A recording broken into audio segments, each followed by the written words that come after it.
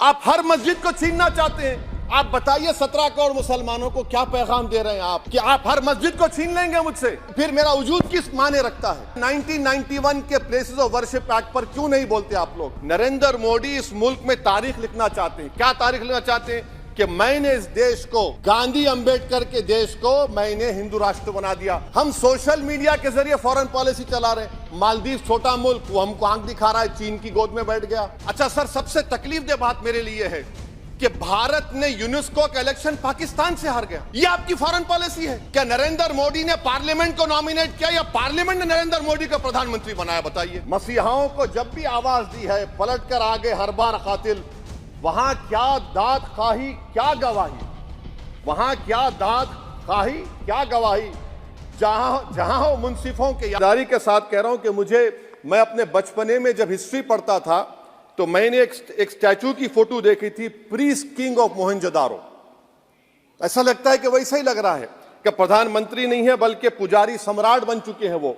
और मैं क्यों कह रहा हूं कि हमारे सदर जमहूरिया ने कहा था कि 22 जनवरी एक तारीखी दिन है, बिल्कुल तारीखी दिन है। 22 जनवरी की बुनियाद 6 दिसंबर 92 को रखी गई। 22 जनवरी की बुनियाद 86 में ताले खोलकर रखी गई। 22 जनवरी की बुनियाद जीबी पंत ने रखी थी, इसीलिए तारीखी दिन है। और तारीखी दिन इसलिए भी है कि सर इसी ऐवान में 16 दिसंबर 1992 को हमने एक रेजोल्यूशन पास किया था। आप बताइए कि आज इस मुल्क में चाहे कोई सेकुलर पार्टी का हो या जो भी हो, वाले सब सेकुलर है, बुरा मैं हूं, किसी में हिम्मत नहीं है कि 6 दिसंबर की बात की जाए। और वो तारीखी दिन इसलिए भी है सर, इंसाफ करने वालों में एक एनसीएलटी के चेयरमैन, एक गवर्नर और एक नामजद शुदा रुकने पार्लियामेंट बैठे हुए थे। अब आप बताइए मेरे पास बचा क्या है? बचा यह है कि आर्टिकल 32 बचा है जिसको बाबा साहब अम्बेडकर ने दिया। आज मुल्क के 17 करोड़ मुसलमान भारत के वजीर आजम पर एतमाद भरोसा नहीं करते, बिल्कुल नहीं करते, बता रहा हूं, खुल के कह रहा हूं। अगर आप आर्टिकल 32 का ड्यू प्रोसेस ही खत्म कर देंगे तो फिर मेरे पास क्या बचेगा सर?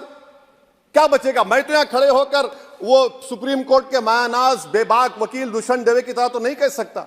मुझे आज भी रूल ऑफ लॉ में भरोसा है, मुझे आज भी कानून पर, संविधान पर भरोसा है, मगर ड्यू प्रोसेस तो फॉलो होना चाहिए। ड्यू प्रोसेस फॉलो नहीं हो रहा। एक तारीखी दिन 22 जनवरी था, एक तारीखी दिन 31 जनवरी था। सर रात के अंधेरे में अपील किए बगैर आप आरे लेकर रास्ता खोल देते हैं। क्या पैगाम दे रहे हैं सर? 600 साल की मेहरौली की मस्जिद को बगैर को नोटिस दिए आपने डिमोलिश कर दिया। मैं जिम्मेदारी के साथ कह रहा हूं कि भारत के प्रधानमंत्री और उनकी सरकार भारत के मुसलमानों से उनकी शनाख्त को छीनना चाहते हैं।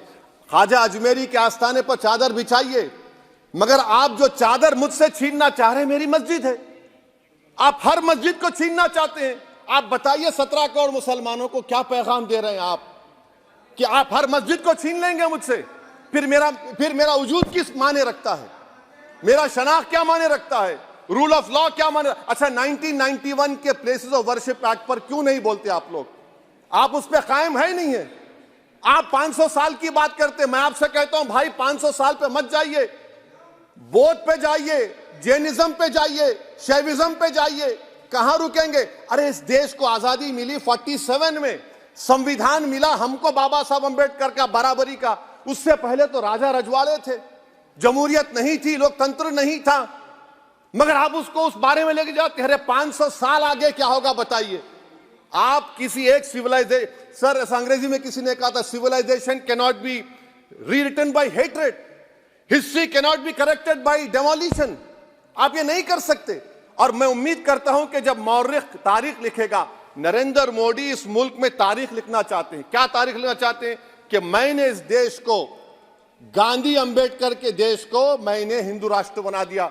मैं उम्मीद करता हूं कि हमारे भारत के हमारे हिंदू भाई देश के प्रधानमंत्री की सोच को नाकाम करेंगे। उन पर है, अब देखते हैं क्या होता है। सर नेबरहुड फर्स्ट की पॉलिसी है। नेबरहुड फर्स्ट क्या हो रहा है सर? हम सोशल मीडिया के जरिए फॉरेन पॉलिसी चला रहे हैं। मालदीव छोटा मुल्क, वो हमको आंख दिखा रहा है, चीन की गोद में बैठ गया। हमारे लद्दाख में हमारे जो लोग जानवर को लेकर घास चराए जाते, वहां पर चीन की आर्मी आके रोक रही। बताइए, बांग्लादेश चीन की गोद में बैठा हुआ है। आप गैलेंट्री अवार्ड दे रहे हैं, क्यों दे रहे हैं? कि चीन बैठा हुआ है। तो आपका बफर जोन गया कहां भाई साहब? आपका बफर जोन तो कहां गया नहीं मालूम, गायब हो गया बफर जोन। और दूसरी बात सर, आप ये भी देख लीजिए कि यहां पर मैं आपको इंपॉर्टेंट पॉइंट ये बताना चाह रहा हूं सर। ये हम बोलते हैं India middle east economic corridor, कितना पैसा है बताइए, वो नहीं बताया जाता।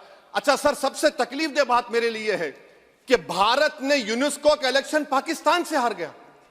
हम पाकिस्तान से हार गए, ये आपकी फॉरेन पॉलिसी है। यूनेस्को के इलेक्शन हम पाकिस्तान से हार गए। अच्छा, मामला इजराइल का, फलस्तीन का, गाजा का आया, अक्टूबर में 10,000 लोग मर गए, हमने यूएन में सीज फायर की तायीद नहीं की। दिसंबर आया, 20,000 मर गए, तो हमने तायीद कर दी। क्यों तायीद की? क्योंकि ग्लोबल साउथ को हमको फॉलो करना पड़ रहा है। भारत ग्लोबल साउथ को फॉलो कर रहा है, मेरे लिए तकलीफ दे बात है। यह आपकी नाकामी का बहुत बड़ा सबूत है। इसीलिए हम बता रहे हैं कि यह सरकार की बहुत से नाकाम। सर, अलीगढ़ मुस्लिम यूनिवर्सिटी, आखिरी पॉइंट, अलीगढ़ मुस्लिम यूनिवर्सिटी, सर आप उत्तर प्रदेश से आते हैं सर, 81 में एक्ट पास हुआ। हमारा लॉ ऑफिसर कोर्ट में कहता है कि मैं पार्लियामेंट के एक्ट को नहीं मानता। कैसे नहीं मानते सर? क्या नरेंद्र मोदी ने पार्लियामेंट को नॉमिनेट किया या पार्लियामेंट ने नरेंद्र मोदी को प्रधानमंत्री बनाया? बताइए। 81 के एक्ट को नहीं मानते सर। 2 ही तो सेंट्रल यूनिवर्सिटी है मुसलमानों के, 1,80,000 आप ही के सरकार के दौर में मुसलमान हायर एजुकेशन निकल गए। आप अलीगढ़ मुस्लिम से छीनना चाह रहे हैं। Theory of separation of powers में एग्जीक्यूटिव हमको डिक्टेट करेगा। मेरी आवाज तो पार्लियामेंट है, अब मेरी आवाज के खिलाफ एग्जीक्यूटिव सुप्रीम कोर्ट में बोलता है। अलीगढ़ मुस्लिम यूनिवर्सिटी से इतनी नफरत क्यों है आपको? वहां पर तो हिंदू भाई भी पढ़ते हैं सर। ये अलीगढ़ मुस्लिम यूनिवर्सिटी का मामला है सर। तो मैं आपसे इस बात पर, इस शेर पर अपनी बात को खत्म कर रहा हूं सर। आप भी उर्दू दां हैं जी। मसीहाओं को जब भी आवाज दी है, अहमद फराज का शेर है जी जी, मसीहाओं को जब भी आवाज दी है पलट कर आ गए हर बार कातिल। मसीहाओं को जब भी आवाज दी है पलट कर आ गए हर बार कातिल। वहां क्या दाद खाही क्या गवाही, वहां क्या दाद खाही क्या गवाही, जहां हो मुंसिफों के यार कातिल। सर, मैं फिर से हुकूमत से मुतालबा करता हूं कि अल्पसंख्यक समाज के बजट के स्कॉलरशिप को आप डिमांड ड्रिवन करिए। भारत के प्रधानमंत्री प्रधान सेवक रहिए, आप कोई प्रीस किंग मत बन जाइए।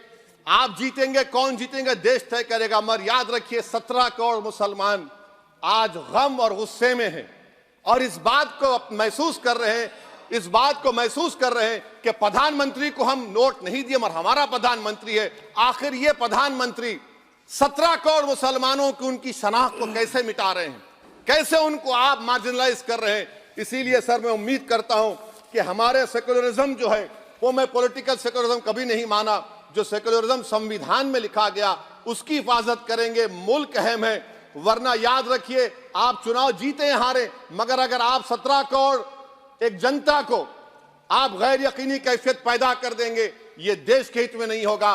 बल्कि हम तो उम्मीद कर रहे हैं कि ड्यू प्रोसेस अदालत फॉलो करेगी। अदालत अगर एक तरफा फैसले करेगी तो गलत होगा सर। बहुत बहुत शुक्रिया।